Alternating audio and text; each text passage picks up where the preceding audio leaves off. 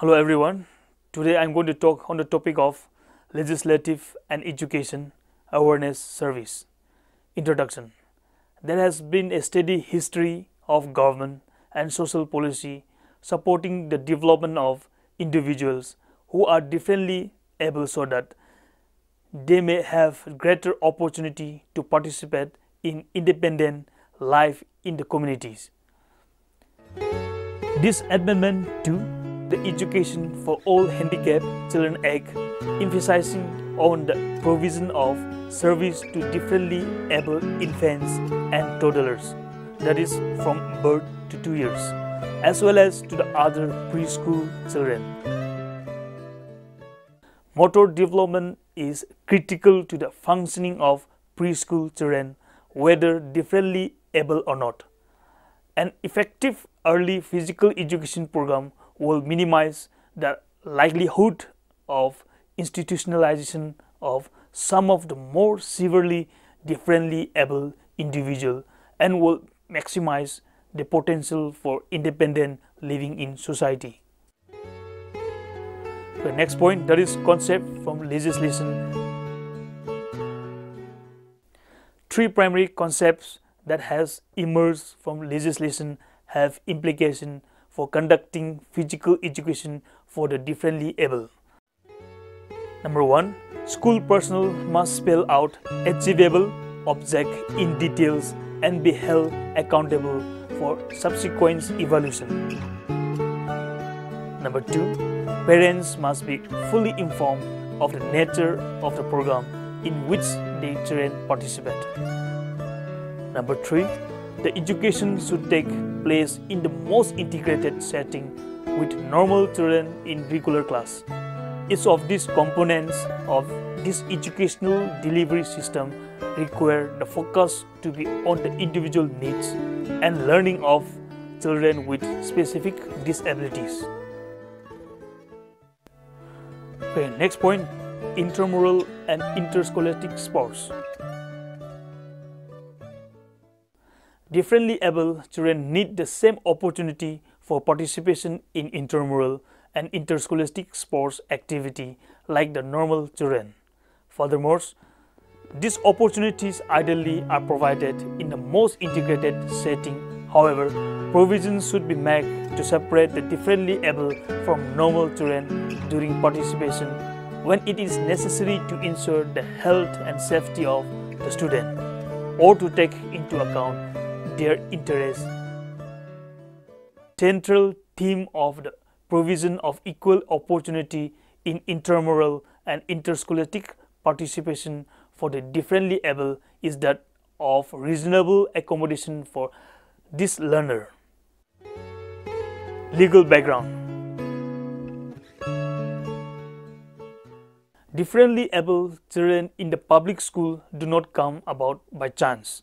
Rather, many laws and court cases important to the education of differently able children who have special needs make their education a fluid and dynamic process. The concept of educating differently able children in the regular public school has its root in the Brown v. Board of Education of Topeka decision that establishing the right of all children to equal education opportunity. The court wrote, education is required in the performance of our most basic responsibilities. It is the very foundation of good citizenship. Today, it is a principle in preparing him for later training and in helping him adjust normally to his environment. In these days, it is doubtful that any child may reasonably be expected to succeed in life if he is denied that opportunity of an education. Such an opportunity where the state has undertaken to provide. It is a right which must be made available to all on equal terms. Continuum of Lesser Restrictive Environment. There are continua of lesser restrictive environments in educational settings and in the community. The lesser restrictive environment in the community where the individual will live life as an adult is very important, but frequently not very well defined.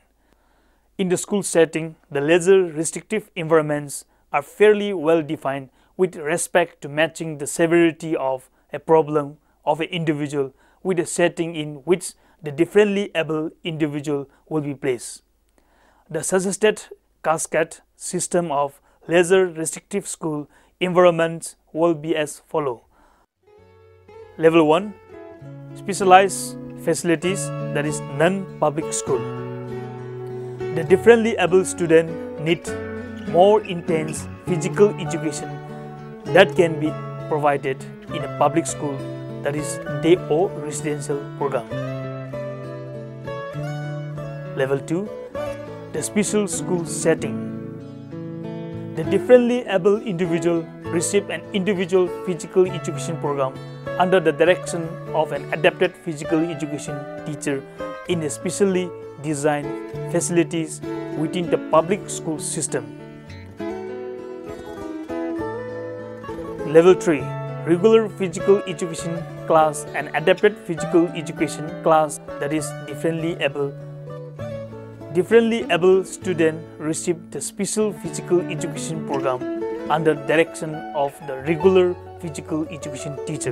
In addition, the students spend time in a specially staffed and equipped adapted physical education setting.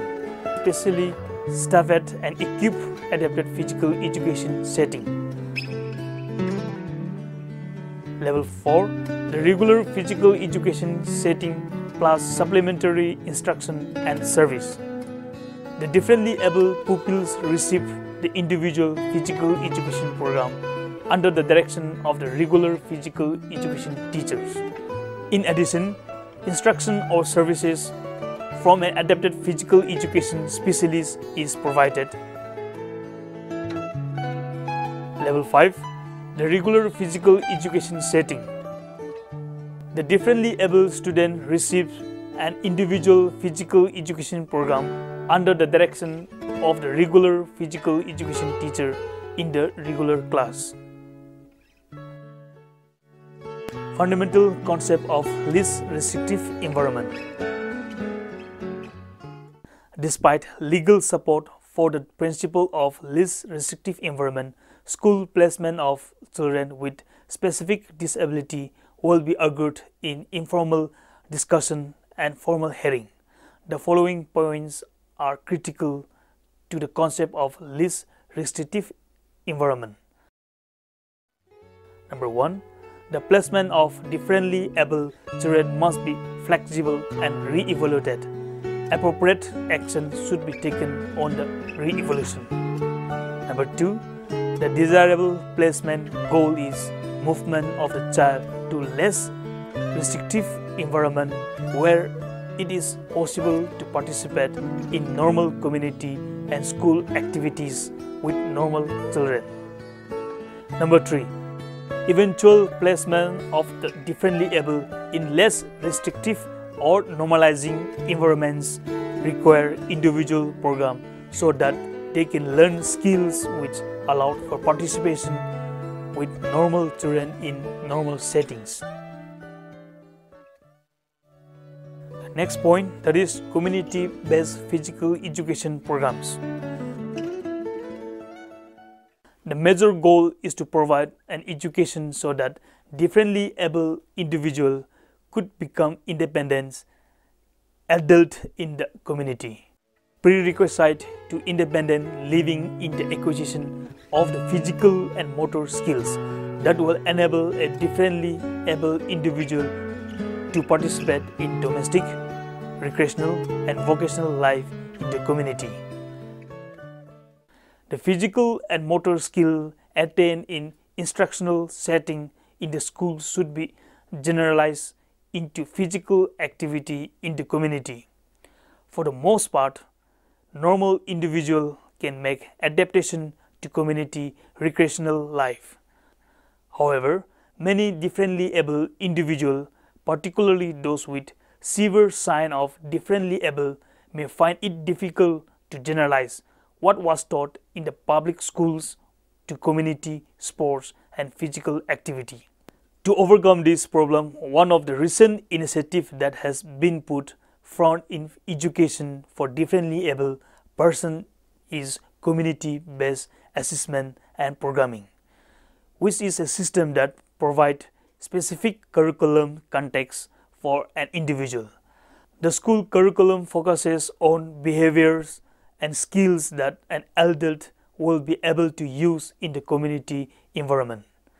This system requires that there should be a relationship between the differently able child curriculum and that of the normal child in the local school district, and that the relationship between the school's curriculum and the physical, sports and recreational skill learned with permit independent participation in the recreation of the community.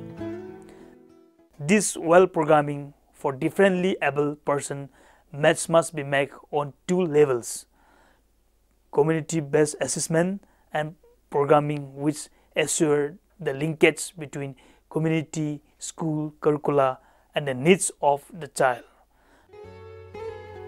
Next point is normalization. Normalization means making available to the differently able patterns and conditions of everyday life which are as close as possible to the norms and patterns of the mainstreams of society. For this to occur, society views of the differently able must be consistent with the following condition. Number 1, they must be perceived by society as human beings, not as subhuman. Second point, they must be perceived by society as possessing a legal and constitutional identity, that is, due process of law for involuntary institutionalization as well as equal opportunity in education, housing or employment. Number 3, they must be viewed as persons who can adapt to the environment and acquire skills for as long as they live. 4, they must be provided opportunity by society to take full advantage of the culture. Number 5, services must be provided by trained personnel with technical competency in education and rehabilitation. Number 6, the human services that care for the differently able and provide opportunity for skill development must be valued and well understood by society. Number 7, the differently able must be provided opportunities to play value role and lead value life in our culture. Next point, that is coordination of delivery of services. There has been considerably emphasized on the belief that programs for the differently able should be of an interdisciplinary nature. However, according to Stone problem, have existed in the delivery of service within the system. Professionals within the system have taken on the role, functions and goals of each other. This has happened because of inadequate planning or coordination and without consideration of the effectiveness of the various professionals in their new role. As a result, we have homogeneous professionals who no longer have defined expertise and programs that are less than desirable, although Stone was not addressing physical education specifically. His view may well relate to the coordination of physical education and the related services, that is therapy. Role confusion can lead to duplication of service and some programs involved in other, which ultimately result in a lack of comprehensive programming for differently able children. Public policy makers have assigned educational function to those who are to provide direct services and those who are provide indirect services. Direct services are those such as physical education that teach curricula section by school board, and related service help differently able children gain benefit from the intended outcome of the direct service.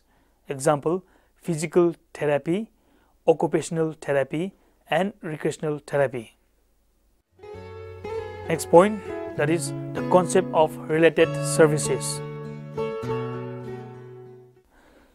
Before a related service such as physical therapy, occupational therapy, or recreational therapy can be implemented in the curriculum, it should be determined whether the limitation of that particular child is such that direct service, that is physical education, cannot effectively deal with the child education problem. A related service should be provided when a child cannot make the expected progress in skill development in physical education. For instance, if it is decided that a differently able child does not have the prerequisite strength of a specific muscle group to acquire a sports skill and that the physical educator cannot rectify the problem, a physical therapy may be called on to provide a related service. The physical therapists design a program for the specific muscle group to establish prerequisite strength, and then the child can be acquired the skill to be taught by the physical educator. Coming to the conclusion, physical education for differently able individuals has been a mandate for over a decade. As a result of mandated physical education programs, there are undoubtedly several model programs in operation. It is painfully clear that physical education for differently able students remain a woefully neglected and underdeveloped area of public school programming. One reason differently able students are not receiving adequate institution in physical education because they are inappropriately placed by law. Different able children should be placed in the most appropriate, least restrictive setting that meet their needs. However, the incidence of differently able individuals receive physical education in regular class may be considerably more than in the academic subject.